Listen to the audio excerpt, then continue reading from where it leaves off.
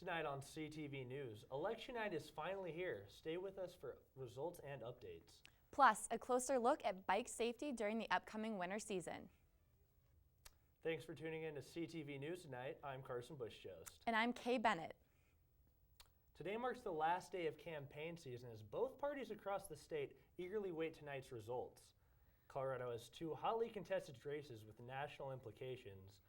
The Senate race is between Democratic candidate Mark Udall and Republican candidate Cory Gardner, and right now it looks like Gardner has the slight edge. The gubernatorial race is not much different between Democratic candidates John Hickenlooper and Republican candidate Bob Beaupre, and it looks like they're neck and neck currently in the latest polls.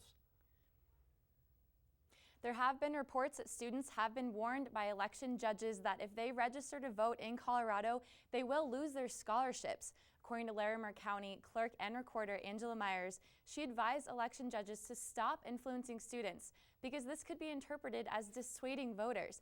It is up to students whether or not they choose to register to vote where they go to school. Myers says students can contact their scholarship provider to check their eligibility before registering in a new state. A CSU sophomore is accused of stealing a Poudre Valley ambulance vehicle over the weekend while emergency medical services was responding to an emergency in Academic Village. 18-year-old Stefan Sortland was found in Loveland after apparently crashing the vehicle into a road sign.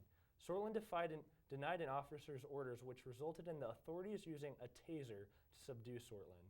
After his arrest, he told police he also attempted to steal a Nissan sedan before he took the ambulance, but was unsuccessful. Nothing was reported missing from the ambulance after inventory. Sortland is currently in custody at the Larimer County Jail, where his bail was posted Monday at $15,000.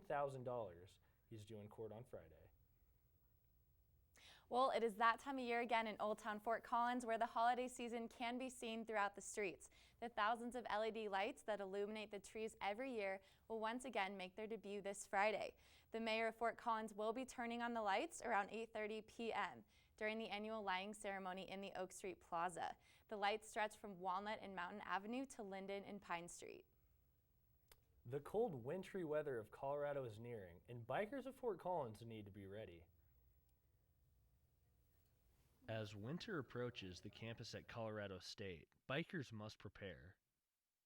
The snow and ice that comes with the cold months makes biking on roads and trails much more difficult and dangerous. Students should take precaution when riding. Riding slower, it's easy to get confident on a trail and fly 10 or 15 miles an hour, but especially if you're on a road bike. Other precautions students can take are using a mountain bike with more traction and wearing reflective gear when it's dark.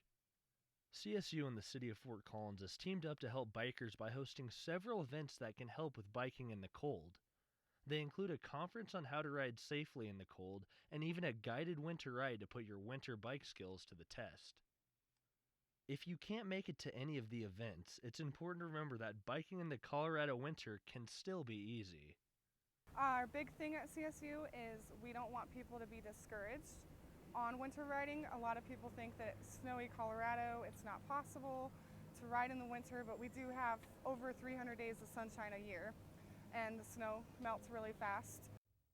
You can sign up for any of the bike winter events online at fcgov.com/bikewinter. So now that we know how to bike safely in the snow, can we expect to see any of that winter weather soon, Star?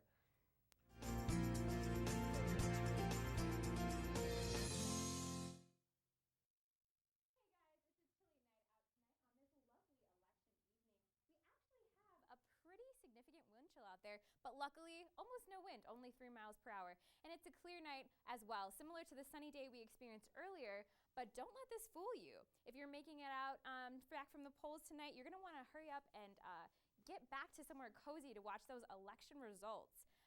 Outside right now, as you can see through our 9 News live cam, we can see that the weather is definitely starting to keep people inside. Not too many people out tonight. I know yesterday I was over by the IM fields and I saw actually the hockey rink started to look like an ice hockey rink out there. So we're definitely starting to feel those cool fall temps. As we progress through the night, actually, things are going to get significantly chillier. Right now, 41 degrees outside. As we move on through the night, things are just going to drop a little bit out here.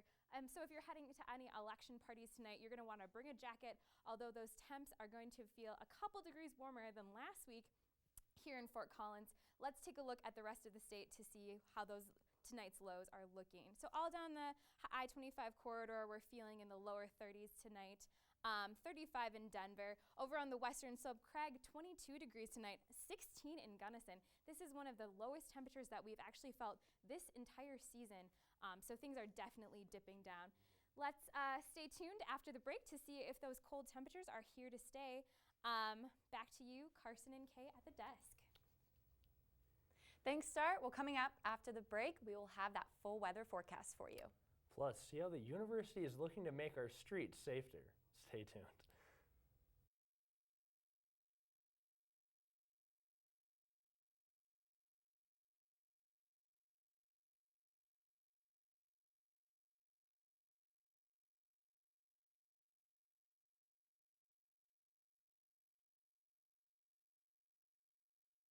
Text to 911, a helpful and for some, a critical new service, and now available in Larimer County. Thanks for sticking with us tonight on this very politically charged evening. It's still about 41 degrees out there tonight with a little wind and clear skies. So if you're heading out to any type of election event or maybe just over to the library, you definitely want to make sure you're a little bit bundled up as temperatures will be dropping. Tomorrow, however, unfortunately, it's actually going to be a little bit cooler than it is outside right now at 8 a.m. So it's definitely going to be chilly waking up if you have those 8 a.m. classes, kind of a rude wake-up call there. But as you can see, temperatures are going to be decreasing or increasing slightly. Actually, we're looking at our highest temperatures around noon tomorrow. And as we move into later afternoon, things are going to start to cool off. So we're definitely feeling fall is in the air. Let's look at tomorrow's highs all around Colorado. So all down the I-25 corridor, as I said, a high of 58 tomorrow in Fort Collins is the highest we'll be feeling. Over in Denver, 61. So just all down the I-25 corridor, definitely upper 50s, lower 60s. Over on the western slope in the 50s range. Eastern Plains, still a little bit warmer than we expect in the rest of Colorado, but really cold here. So definitely it's going to be a chilly evening. Let's look at that 7-day planner here. So as you can see, on Wednesday and Thursday, it's going to be a very sunny day. Temperatures are still going to be relatively cool. Friday, there's a chance of actually snow and rain on Friday, so definitely keep a look out for that. Saturday and Sunday, things are still looking pretty sunny, but still cool. Monday and Tuesday, sunny as well. So it's definitely going to be a cool, sunny kind of week ahead that we have going on. For more weather updates, make sure to check out thecollegian.com and like CTV Weather on Facebook. Back to you, Kay and Carson at the desk. Colorado State University's Parking and Transportation Services have started funding 2 new positions this academic year, Ram Guards and Rambassadors. It's their hope that these positions will help make campus a safer place for transportation.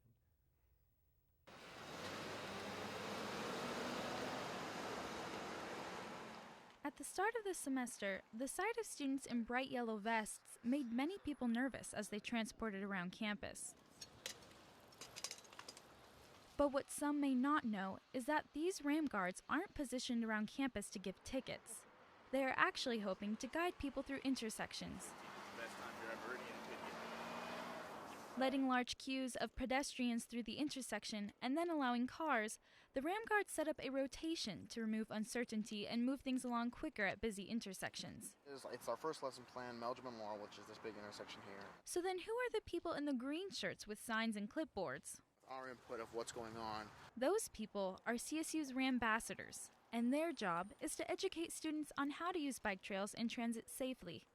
They actually aim to inform students and prevent them from receiving a ticket. We're definitely the nicer side of enforcement. We have no enforcement powers whatsoever, but we won't give you a ticket. We'll educate you on things that a cop probably would have given you a ticket for. Like a dismount zone, we'll say, hey, dismount your bike, but we can't give you a ticket for it. Jobs of the Rambassadors include talking to people about communicating, stopping and yielding, encouraging students to use signals, advising them on how to use shared use trails, and even helping people to lock their bikes so bike theft isn't an issue.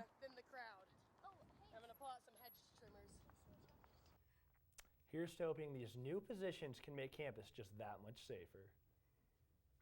After the break, we'll have sports with Brett Kennedy. See how Colorado State sports did over Halloween weekend. We'll be right back. The next 30 seconds can save you a lot of money. Just do your laundry in cold and stick to full loads. Auto-sleep your computers. Plug your gadgets in a power strip and switch it off when you're done. Headed out?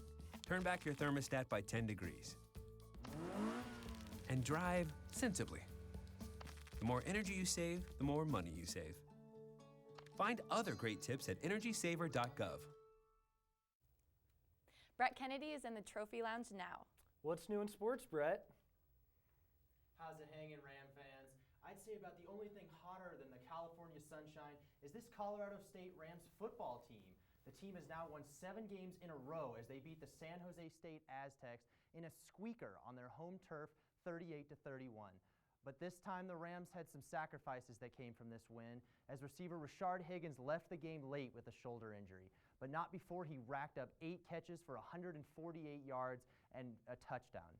D. Hart came to play on Saturday and led the way on offense, rushing for 104 yards and 4 touchdowns on 24 carries. Quarterback Garrett Grayson was seen limping throughout the game with a groin injury, but Grayson is listed as probable in the game this week against Hawaii, while Higgins is listed as doubtful, as the Rams edge closer and closer to getting into the top 25. As the football team is almost up in the driver's seat in the Mountain West, the CSU volleyball team has been cruising along nicely this season when they hit a speed bump in Las Vegas, Nevada. The Rams lost to their first Mountain West opponent of the year to the UNLV Rebels in 3 straight sets after the Rams took the first set. This loss dropped CSU's record to 25-2, and this has dropped them back 3 places in the top 25 to the number 10 spot. Despite the loss, freshman Jasmine Hanna had an outstanding performance with 25 kills and .340 hitting. Senior Deidre Foss had 48 assists, and junior Jamie Kalazzi finished with 21 digs. With the coming of November brings the arrival of basketball season, and the Rams started off the season on a bright note as they faced the Roadrunners from Metro State. Ellen Neustrom had 21 points, and the Rams won 90-85. Back to you guys. Well, everybody knows about Colorado State's hidden gem, Dave Culbertson. He's also known as Super Dave. He's been roaming the sidelines for Ram volleyball longer than most players have been alive. CTV reporter Patrick Enslow was able to talk to Dave about his time spent on campus. You ready? Ready? Some superheroes wear capes. Super Dave wears a sweatband. The Northern Colorado native said it all began out of necessity. Noticed that nobody was picking up the balls off the floor. So I just started kind of meandering down and started putting the balls in the basket. And next thing I knew, I created my own job. So yeah, that's how I started. Dave's hard work and dedication has not gone unnoticed by the Rams. We've got Dave more help now, but I can remember back when it was Dave and about 6 third graders, and he looked like he was going to have a heart attack. He's running around so much. But he works very hard. When we come out for serve and pass, he always makes sure that I have like the good balls and like so I can get aces. I don't know. He's crazy. As Culbertson's career comes to a close on the sidelines, he has many fond memories from his time spent at Moby.